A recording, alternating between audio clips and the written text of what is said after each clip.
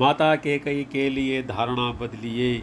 अध्यात्म रामायण कहती है कि एक रात जब माता कैकेयी सोती हैं तो उनके स्वप्न में विप्र, धेनु, सुर, संत सब एक साथ हाथ जोड़ के आते हैं और उनसे कहते हैं कि हे माता कैकेयी, हम सब आपकी शरण में हैं। महाराजा दशरथ की बुद्धि जड़ हो गई है, तभी वो राम को राजा का पद दे रहे हैं।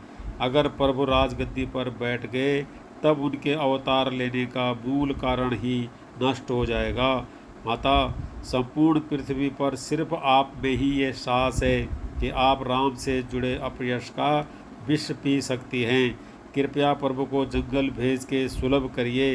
युगों युगों से कई लोग उद्धार होने की प्रतीक्षा में हैं। त्रिलोक स्वामी का उद्देश्य भूलोक का राजा बनना नहीं है।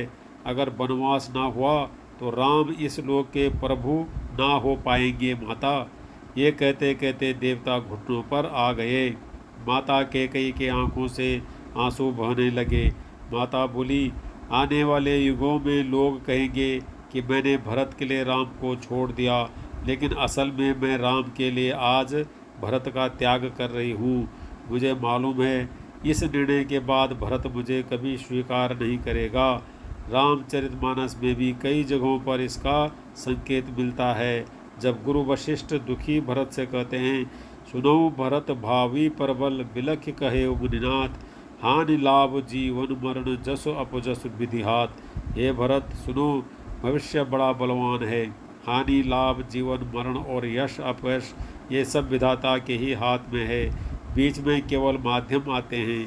प्रभु इस लीला को जानते थे, इसीलिए चित्रकूट में तीनों माताओं के आने पर प्रभु सबसे पहले माता कैकेयी के पास ही पहुंचकर प्रणाम करते हैं, क्योंकि उनको पैदा करने वाली भले ही कौशल्या जी थी, लेकिन उनको मर्यादा पुरुषोत्तम बनाने वाली माता कैकेयी ही थी।